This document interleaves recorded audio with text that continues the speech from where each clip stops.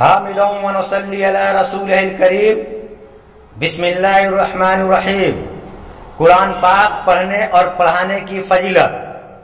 حضرت فقیر رحمۃ اللہ علیہ فرماتے ہیں، حضرت زید ابن اسلم اپنے والد کی واسطہ سے ایک صحابی کا قول نقل کرتے ہیں، حضرت انبیاء علیہم السلام اور شہدائے کرام کے بعد اللہ تعالیٰ کو سب سے زیادہ محبوب معلمین حضرات ہیں، اور مساجد کے علاوہ روئے زمین کا کوئی خطہ اللہ تعالیٰ کو اس جگہ سے زیادہ محبوب نہیں جس میں اللہ تعالیٰ کی کتاب پڑھی اور پڑھائی جاتی ہو۔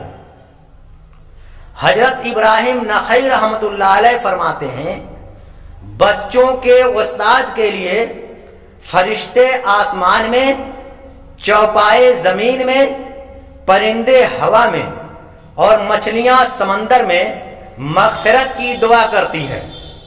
کہتے ہیں کہ جب بچہ مکتب میں داخل ہوتا ہے اور بسم اللہ الرحمن الرحیم سیکھتا ہے تو صرف اس پر 3 اشخاص کی مغفرت ہو جاتی ہے، اس کے باپ کی، اس کے ماں کی اور استاد کی۔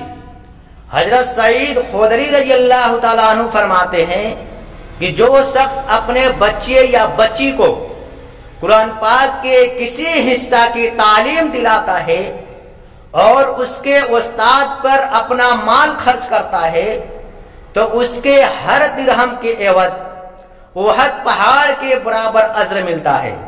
اور جب بچہ گھر سے مکتب کی طرف نکلتا ہے، جب بچہ گھر سے مکتب پڑھنے جاتا ہے تو گھر میں خیر و برکت کا اضافہ ہوتا ہے، شر و فساد کم ہوتا ہے اور شیطان وہاں سے بھاگ جاتا ہے۔ حضرت حسن بصری رحمت اللہ علیہ فرماتے ہیں کہ جو شخص اپنے بچے کو قرآن پاک سکھاتا ہے، اللہ تعالیٰ قیامت کے دن اسے 3 جنتی جوڑے پہنائیں گے، جبکہ لوگ قیامت کے دن ابھی ننگے بدن ہوں گے اور ان میں سے ہر جوڑا دنیا و ما فیہا سے کہیں بڑھ کر ہوگا، اور پھر اسے کتاب اللہ کے ہر حرف کے بدلے ہر حرف کے بدلے 1 درجہ عطا ہوگا۔ حضرت عثمان غنی اللہ تعالیٰ عنہ نبی کریم صلی اللہ علیہ وسلم کا ارشاد مبارک نقل کرتے ہیں کہ تم میں سے بہترین شخص وہ ہے جس نے قرآن پاک سیکھا اور دوسروں کو سکھایا۔ حضرت ابو عبد الرحمن اسلمی اس حدیث کو روایت کرنے کے بعد فرماتے ہیں کہ اسی حدیث نے مجھے اس درسگاہ میں بیٹھا رکھا ہے، آپ لوگوں کو قرآن پڑھایا کرتے تھے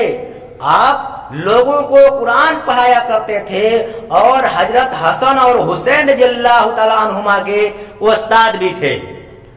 حضرت ابن عباس رضی اللہ تعالیٰ عنہ روایت کرتے ہیں، نبی کریم صلی اللہ علیہ وسلم نے حجۃ الوداع کے موقع پہ دعا فرمائی، اللہم اغفر للمعلمین واطل اعمارہم وبارک لہم فی کسبہم ومعانیہم۔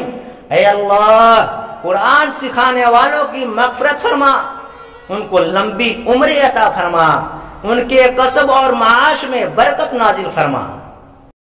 حضرت انس ابن مالک رضی اللہ تعالیٰ عنہ ایک اور حدیث کی دعا نقل فرماتے ہیں کہ نبی کریم صلی اللہ علیہ وسلم نے دعا فرمائی، اے اللہ، علماء کو غنی اور قرآن کے استادوں کو فقیر بنا۔ حدیث میں حضرت فقیر رحمت اللہ علیہ فرماتے ہیں، پہلی حدیث میں قرآن پڑھانے والوں کے لیے بارک لہم فی کسبہم کی دعا آتی ہے، جس کا مطلب یہ ہے کہ یومیہ روزی کا سلسلہ چلتا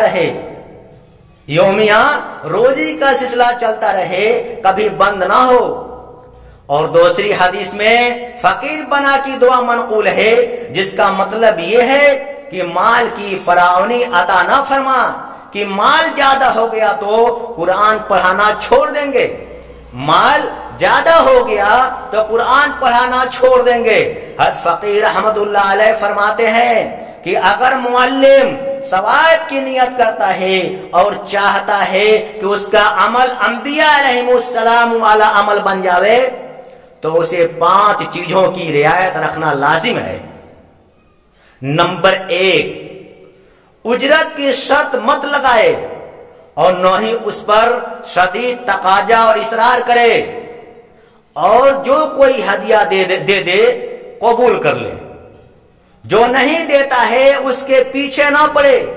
ताहम अगर बच्चों को हिस्से पढ़ाने, लिखाई सिखाने और हिफज कराने पर मुआवजा की शर्त लगा लेता है तो जायज है। नंबर 2, हमेशा बावजूद रहे, क्योंकि असनाए तालीम में उसे कुरान पाक छूने की बार बार नौबत आएगी। नंबर 3, अपनी तालीम में पूरी हमदर्दी का जज्बा और बच्चे का खूब ख्याल रखे। नंबर 4, बच्चों में मसावात और बराबरी रखे। लड़ाई झगड़े के मौका पर अदलो इंसाफ कायम रखे। अग्निया के बच्चों की तरफ मिलान और गुरबा के बच्चों से बेरुखी कभी न करे। नंबर 5, बच्चों को हद से ज्यादा और शदीद पिटाई की सजा न दे, क्योंकि क़यामत के दिन उसका हिसाब होगा। हज़रत खुबैब इब्न अबी साबित रज़ियल्लाहु तआला अन्हु से रिवायत है कि मुअल्लिमीन हजरात बादशाहों वाला नसीब लेकर आते हैं और उनका हिसाब भी उन्हीं जैसा होगा। उनका हिसाब भी उन्हीं जैसा होगा। हज़रत अली रज़ियल्लाहु तआला अन्हु फरमाते हैं कि जो शख्स भी कुरान पाक हिफज कर लिया, जो शख्स भी कुरान पाक को हिफज कर लेता है, तो 200 दीनार या 2000 दिरहम सालाना बैतुल माल में उसका हक साबित हो जाता है। अगर दुनिया में से यह हक न मिला तो आखिरत में मिलकर रहेगा।